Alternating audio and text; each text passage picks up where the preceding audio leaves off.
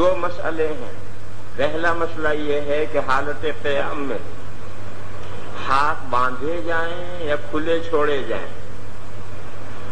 صرف امام مالک علیہ الرحمہ ابن القاسم کی روایت یہ ہے کہ ہاتھ کھلے چھوڑے گا، باندھے گا نہیں۔ سنت یہ ہے کہ ہاتھ کھلے چھوڑے جائیں، باندھے نہ جائیں۔ یہ فقط ابن القاسم کی روایت ہے امام مالک علیہ الرحمہ سے، اور مالکیہ کے یہاں اسی پر فتویٰ ہے اور اسی پر عمل ہے۔ امام مالک علیہ الرحمہ سے ابن المنذر کی روایت ہے، اور خود امام مالک علیہ الرحمہ نے موطا مالک میں جو لکھا ہے، اور باقی تین ائمہ کی رائے یہ ہے کہ ہاتھ باندھنا سنت ہے، قیام کی حالت میں ہاتھ باندھنا سنت ہے۔ یہ تین ائمہ کی بھی یہی رائے ہے، امام مالک نے موطا میں یہی لکھا ہے، اور ہاتھ باندھنے کی حدیث لائے ہیں، اور ابن المنذر کی امام مالک سے یہی روایت ہے، مگر مالکیہ اس پر عمل نہیں کرتے۔ ان کے یہاں ابن القاسم کی جو روایت ہے اس پر عمل ہے، ارسال، یعنی ہاتھ کھلے چھوڑ۔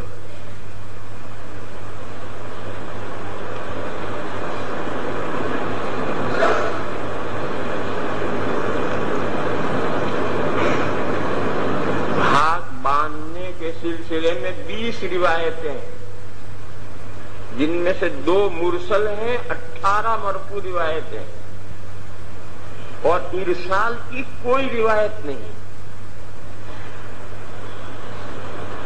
پھر امام مالک علیہ الرحمہ نے یہ قول کیوں کیا ہم نہیں جانتے کیوں کیا۔ خود امام مالک نے موطا میں ہاتھ باندھنے کی روایت درج کی ہے، اور ہاتھ باندھنا ہی سنت بتایا ہے۔ پھر جو دوسری روایت ہے ارسال کی، وہ کس بنیاد پر ہے معلوم نہیں ہمیں۔ مالکیہ نے اس کو کیوں اختیار کیا ہمیں نہیں معلوم، جاؤ پوچھو مالکیہ۔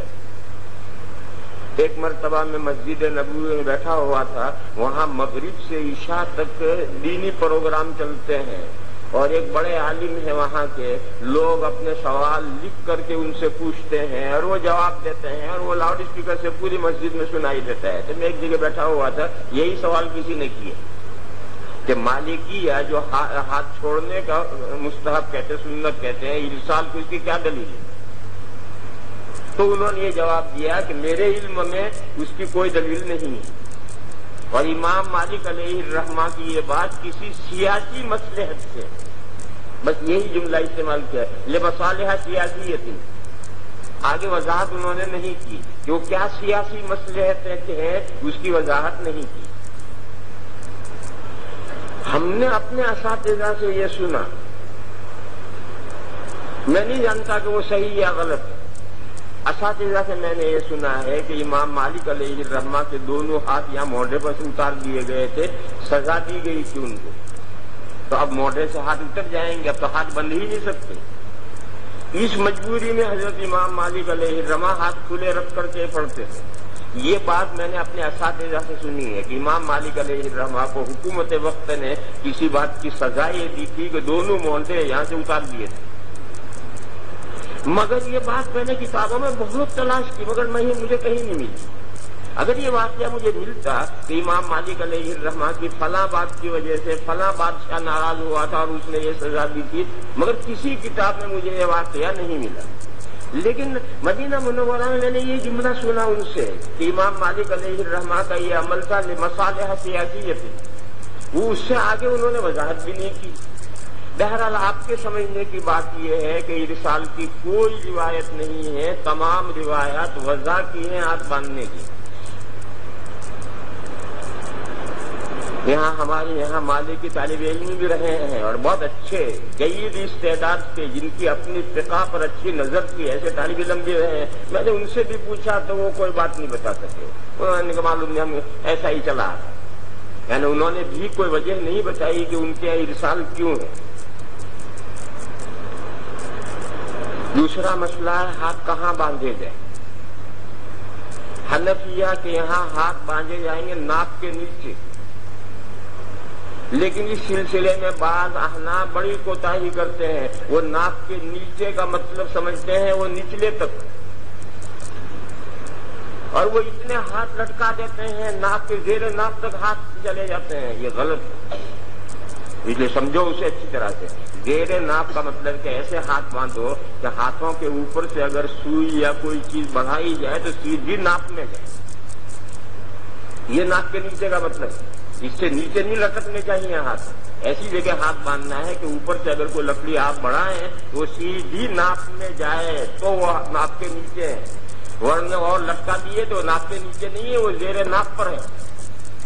اس لیے ہاتھ باندھنے میں خیال رکھو اس کا. احناف عام طور پر غلطی کرتے ہیں. شوافی کی رائے یہ ہے کہ ہاتھ باندھے جائیں سینے کے نیچے. سینہ کہاں تک ہے؟ جہاں تک پسلیاں ہیں. جہاں تک پسلیاں ہیں یہ سینہ. اس کے نیچے یعنی پیٹ پر یعنی ہاتھوں کے نیچے سے آپ لکڑی بڑھائیں تو ناک کے اندر جائے.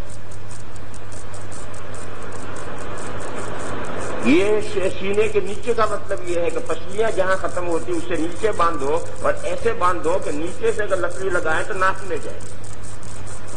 دوسرا قول شوافی کے یہاں ہے سینے پر یعنی اس کے ہاتھوں کے نیچے سے لکڑی لگاؤ تو آخری پسلی پر جا کر لگے.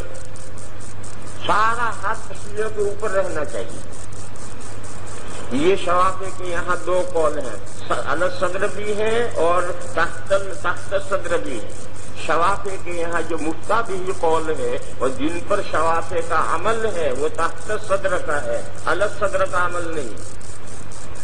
تحت صدر وہ جہاں ان کے ہاتھ ختم ہوں گے وہاں سے احناف کے ہاتھ بندھیں گے. کوئی فرق نہیں، بس صرف اتنا ہی نقطے کا فرق ہے. اور اعلیٰ صدری ہی شوافی کے اس پر عمل نہیں.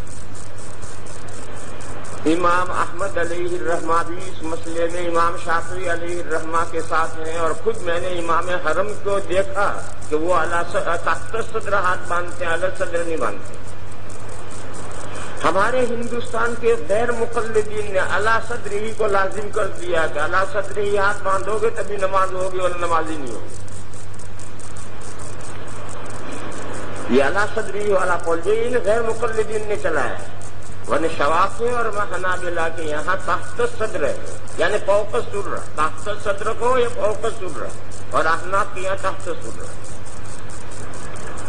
اس کے بعد جاننا چاہیے کہ یہ جو ہاتھ باندھنے کی 20 روایتیں ہیں ان 20 روایتوں میں سے کسی روایت میں یہ مضمون نہیں ہے کہ ہاتھ کہاں باندھے جائیں. بس ہاتھ باندھو ہاتھ باندھو ہاتھ باندھو یہی مضمون ہے سب روایتوں میں. کہاں باندھیں یہ مضمون کسی روایت میں نہیں ہے. صرف حضرت وائل ابن حجر رضی اللہ تعالیٰ عنہ کی روایت میں یہ مضمون آیا ہے. حضرت وائل کے علاوہ کسی روایت میں یہ مضمون ہے ہی نہیں. اور حضرت وائل کی روایت 3 کتابوں میں 3 طرح ہے.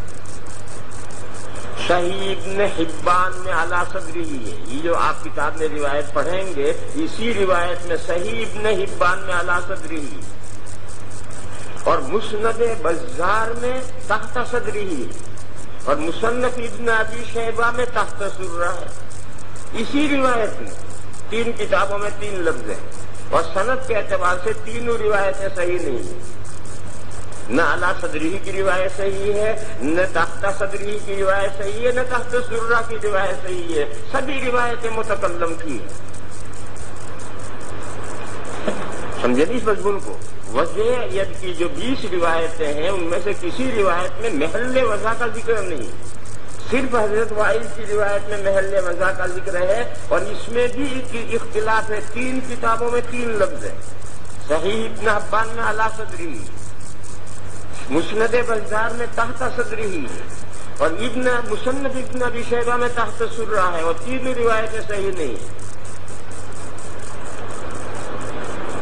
اب ائمہ کرام جو وضع کے قائل ہیں، امام مالک کے علاوہ جو 3 ائمہ وضع کے قائل ہیں، انہوں نے 2 باتیں پیش نظر رکھ کر کے ترجیح دی ہے. روایتیں تو سب صحیح ہیں، اب ان میں سے کون سی لی جائے؟ تو 2 باتیں پیش نظر رکھ کر کے ائمہ نے ترجیح دی ہے. ایک اقوال صحابہ کو اور دوسرا ادب کا پہلو کس میں زیادہ ہے.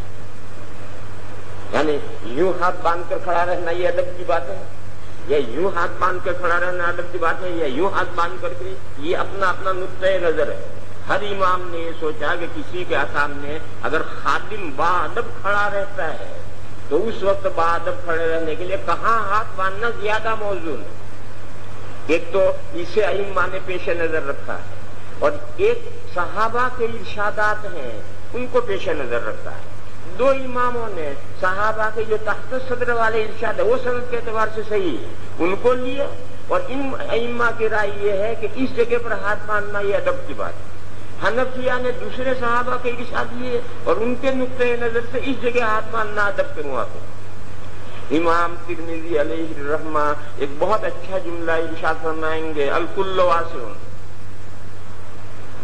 یہ بھی اوکے یہ بھی اوکے، تمہارا جی چاہو یوں کر لو، تمہارا جی چاہے یوں کر لو، خواہ مخواہ جھگڑو مت، دنگا فساد مت کرو. وبه قال حدثنا قتيبة قال حدثنا أبو الأحوص عن سماك بن حرب عن قبيصة بن هلب عن أبيه قال كان رسول الله صلى الله عليه وسلم يؤمنا فيأخذ شماله بيمينه. بس کہاں باندھتے تھے وہ اس روایت میں بھی نہیں. یہی حضرت وائل کی روایت ہے، 3 کتابوں میں یہ لفظ پڑھے ہوئے ہیں.